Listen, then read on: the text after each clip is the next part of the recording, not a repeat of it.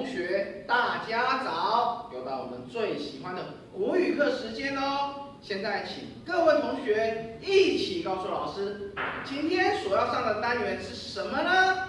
哎，很好，第5课读书报告。我的阿富汗笔友。在开始今天的课程之前啊，老师先要跟大家分享一个小小的故事。有没有同学知道7月4号有什么事发生呢？哎，玉智举手举得最快，玉智请说。哦，玉智说啊，他看报纸啊，7月4号这一天有好多的外国人聚集在台北车站哦。哎，那7月4号那天是什么节日？有没有小朋友知道呢？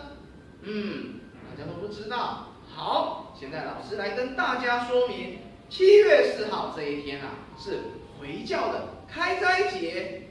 那什么是开斋节呢？开斋节啊，就像是我们农历新年一样。那同学们，那你觉得农历新年是过的是怎么样的节日呢？过得非常的开心。那怎么样呢？哎，大吃大喝。所以啊，在开斋节这一天啊，回教徒每个都很开心的庆祝，都很大吃大喝、大肆的庆祝。那我们为什么会讲到回教呢？因为我们这一课中会讲到回教文化。现在请各组的同学一起研读课文，找出在这一课之中你们最想跟大家分享的关键语词。好，现在我们各组同学开始讨论。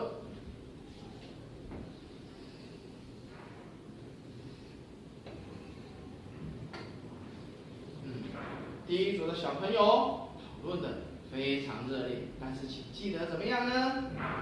音量要小声一点。第二组的同学，有人坐在旁边发呆哦。我们讨论的时候应该要怎么样呢？要一起讨论。老师看各组的同学都已经讨论的差不多了，现在我们请第一组的同学来跟我们分享一下你们所选择的关键语词是什么哦。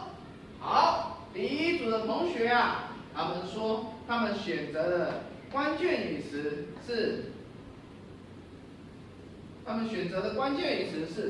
通信。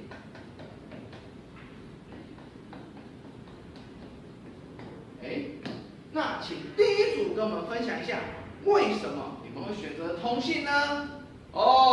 因为他们觉得啊，这一课主要是在讲一位阿富汗的小男生跟一位美国的小女生艾比交笔友的故事。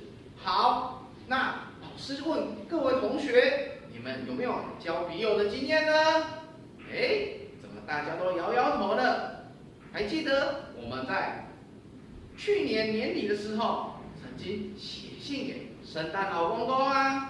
没错，大家都想起来了。在信中啊，圣诞老公公跟我们分享了他工作的内容以及瑞典的文化，而这个用信件互相交流的过程，也就是通信，也就是交笔友嘛。大家都想起来了。好，现在请第二组的同学来跟我们分享一下，你们所选择的关键语词是什么呢？第二组的选择的是差异。那是什么跟什么的差异啊？那请第二组的小朋友跟我们解释一下哦。第二组的小朋友啊，他们说，主要这一篇文章中介绍的是美国主要以基督教文化跟阿富汗回教文化的差异。那还有吗？那除了宗教上的差异，那第二组小朋友，你们在课文中还看到什么的差异呢？第二组的小朋友说，除了宗教这个差异之外，他们还看到了生活习惯的差异。阿富汗人过得比较朴素勤俭的生活，那美国人呢，过得比较重视休闲跟娱乐的生活。好，我们谢谢第二组跟我们的分享。那现在请第3组的同学跟我们分享一下你们所选择的语词是什么呢？哦，第3组的同学他们选择的语词是了解。那是什么跟什么的了解啊？哦，第3组的小朋友和我们分享啊，他们了解到其他爱笔啊，借由交笔友的过程，了解到其他文化的差异以及阿富汗人的生活，避免说像我们现在一般人一样，把它想到了回教徒啊，想到了阿富汗，就想到了恐怖主义。他爱笔借由跟阿富汗的小男生一起交流、一起互动，了解了他们的生活传统以及他们的习性，并不是都是恐怖分子。好，谢谢第3组跟我们的分享。那第4组的同学，那你们决定的语词是什么呢？哦，第4组的同学，他们决定的语词是眼界。好，现在请第4组的同学来跟我们分享一下你们选择眼界的理由。